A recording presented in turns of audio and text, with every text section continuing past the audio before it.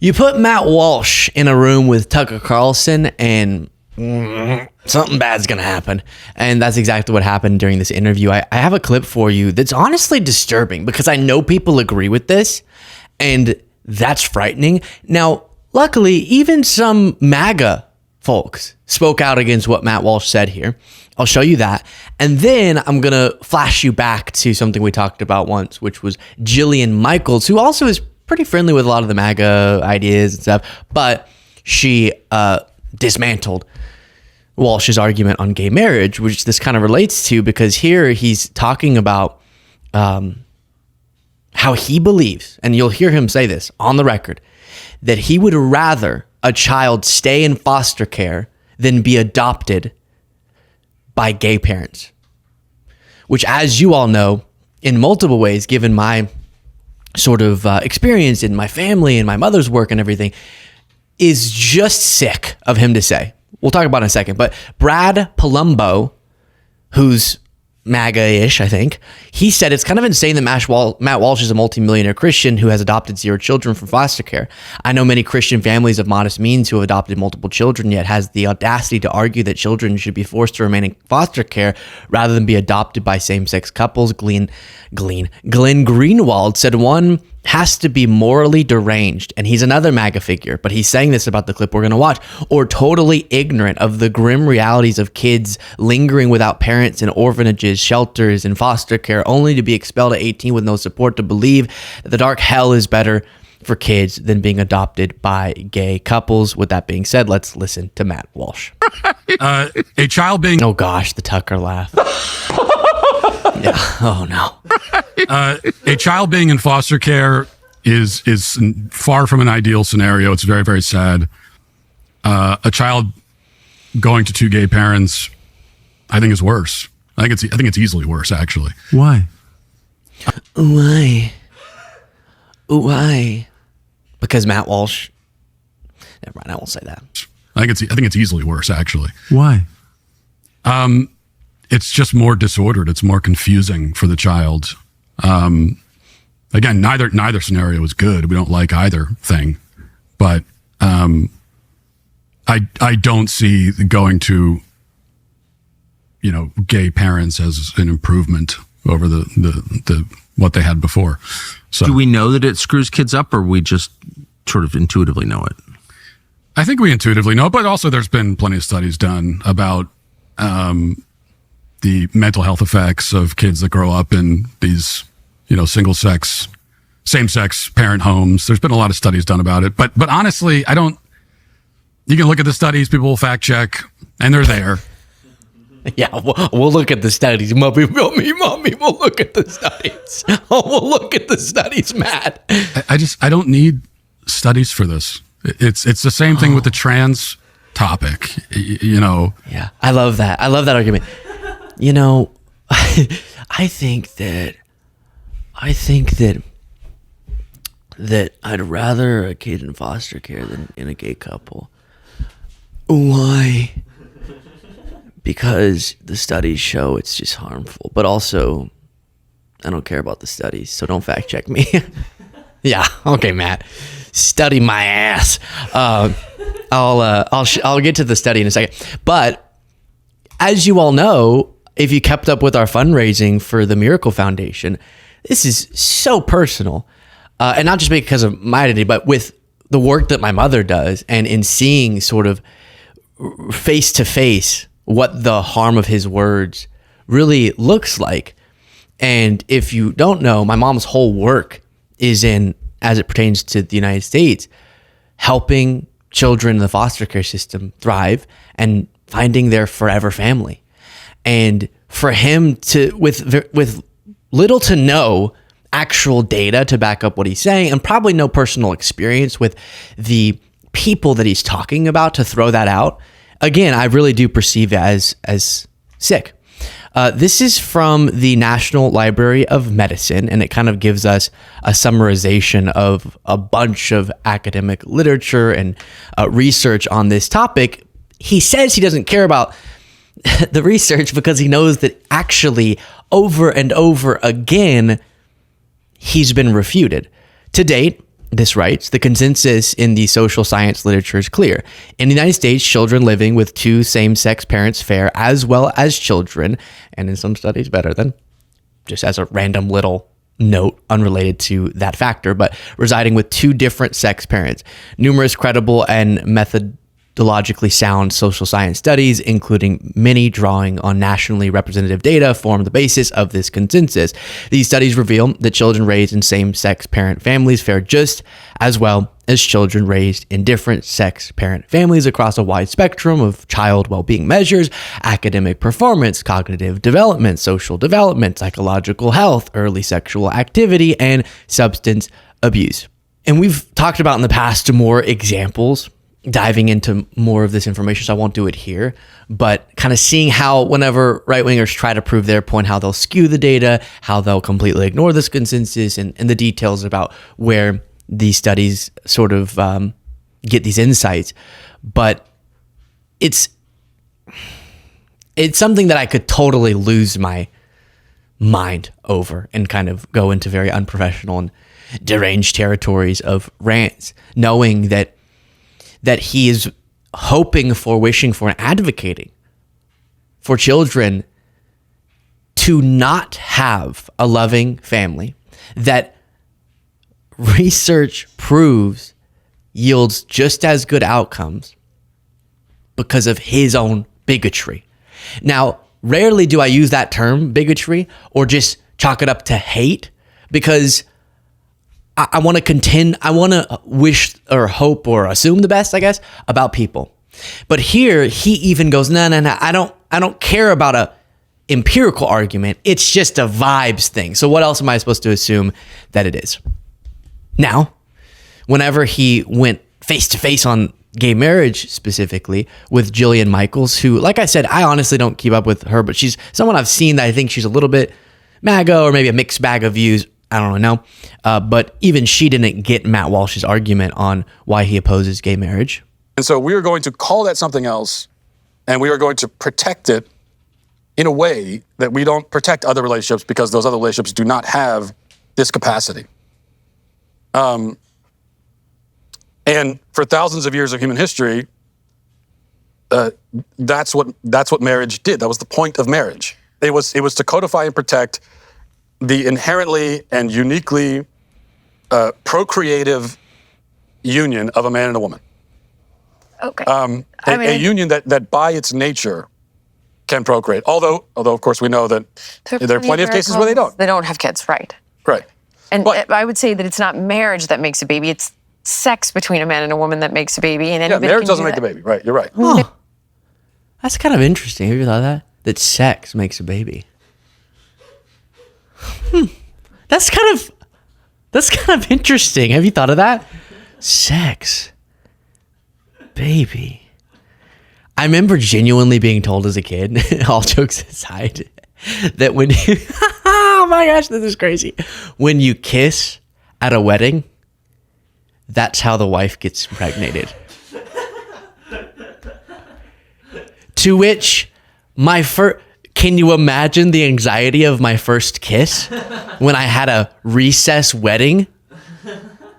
It was, I was going to be a father at age like 7. Married or not. And marriage is there to protect and solidify that family for when the baby is created. Of course, the marriage doesn't create the baby, but the marriage is there, very much there for the baby. But then why would you deny children in a gay family to have those protections? Because there are tons of them. There are over 1,100 rights that come with marriage. I'm a tax-paying American. Why would I be denied that? I mean, the list is like insane. It's everything from... And she starts going through particular examples, good stuff. At the same time, we'll move forward. Yeah, I've said it before. If you acknowledge a basic fact, even if we just totally get into separate any of the stuff I referenced before about how there could be something more visceral that informs this argument, if I'm just going, let's talk logic, you're going to acknowledge that gay couples are going to be a thing. Okay, that's not going to go away. Okay, so then why wouldn't you? Because it doesn't take away from your religious sort of interpretation of your marriage. Why wouldn't you want, as a societal benefit, to honor and strengthen those relationships as you believe happens in straight relationships with marriage, so that there is a more stable, established commitment there in the case of when families happen or just in that relationship. Why wouldn't you want people to be able to choose to have that honored by the state? Because again, that's what we're talking about with the institution honored by the state of marriage. And then your religious marriage can be whatever you'd like it to be. You know, a lot of people, like I was just this morning with Brigham Bueller, who is just a great guy. I'm not sure if you know him. He's on Rogan all the time. Foster kid. And I was talking about speaking with you. He's like, well, love is the most important thing. I was like, I would say that. That would be my argument, because from a hierarchical perspective, I'll give you the top of the mountain. But then I think love, and that would be, you know, a marriage without love, I think you lose too. So if you said man, woman, love, I would go, well, yes, I'm with you, number one. But when in the world are you getting this unicorn society? Like, your house might be that, and that's wonderful. But I would tell you, I don't think the majority are. And I think providing kids with love and structure is the most important thing if you don't have this perfect scenario. And allowing gay parents to get married is so much better for the psychology of their children. And I think it's a fantasy world to think they won't have kids. Well, they won't have kids. That's part of the point. Well, my ex had a kid. But in a gay relationship, you're not going to have kids in the sense that a man and woman create kids. Yes, Matt, we know sex. We know how the biology works. That's not what she was saying. True, right. But she created a kid with a Right. friend of the And family. I don't think you're correct that in so many scenarios, this ideal that I'm talking about is not realized. I mean, we just talked about the black community, 70%, 80% fellows rate. White community, like I said, I think it's 30 or 40%. It's rising. It's a crisis in its own right. I think the way to address that is not to just give up on the concept of marriage and family as it's been understood for thousands of years, but to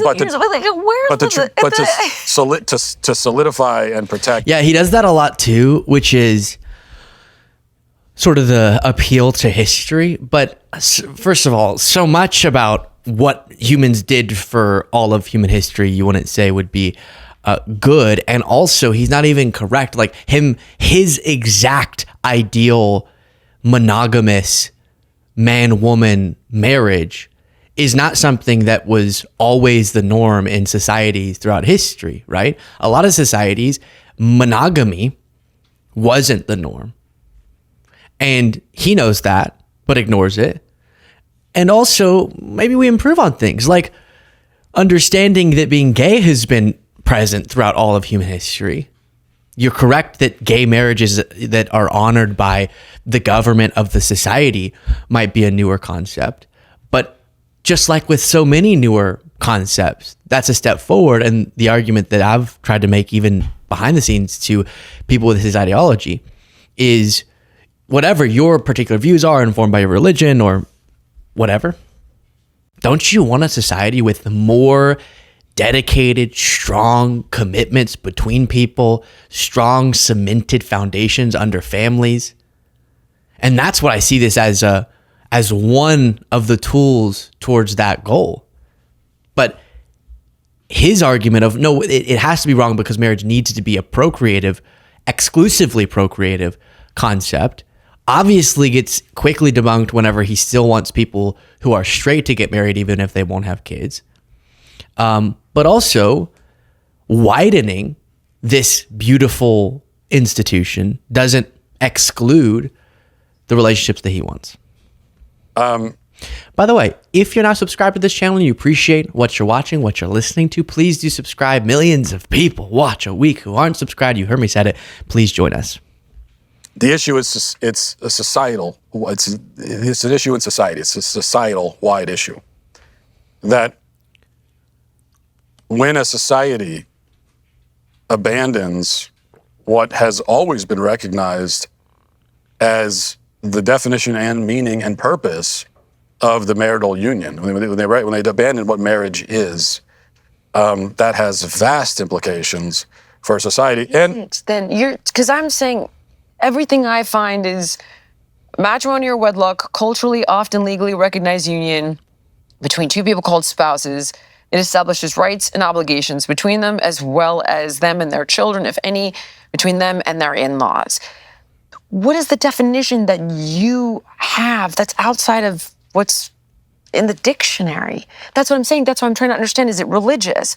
And then which religion? Because there's different definitions of marriage per polygamy, this common law marriage, group marriage. I mean, that's... Because marriage codifies, protects, sanctifies the inherently procreative union of a man and a woman. Okay, and that's for you, though. It's first of all, it's not just for me. It's for society since the dawn of human civilization. That's not true. Your concept of marriage is different than it's developed in all sorts of different ways throughout human history. That appeal to history doesn't do anything to further your argument.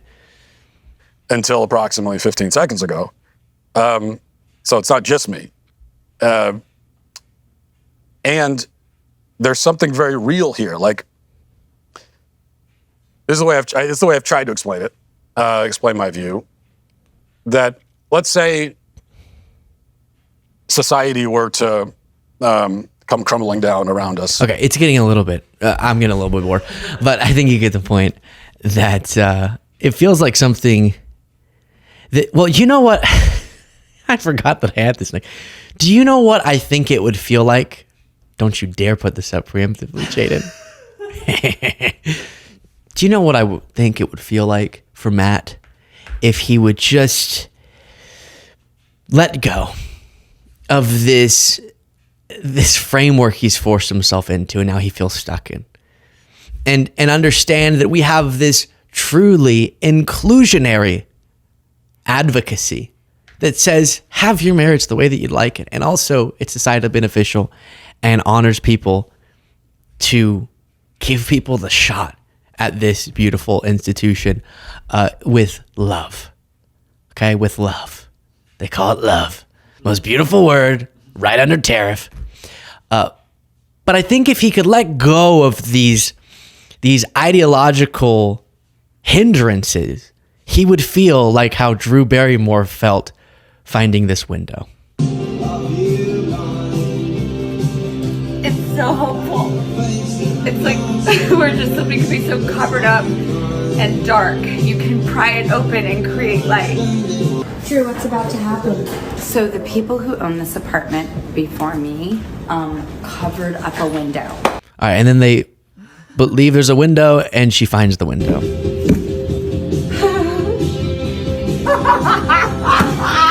Yeah. Yeah. I knew there was a window here. I knew it. I knew it. I knew there was a window.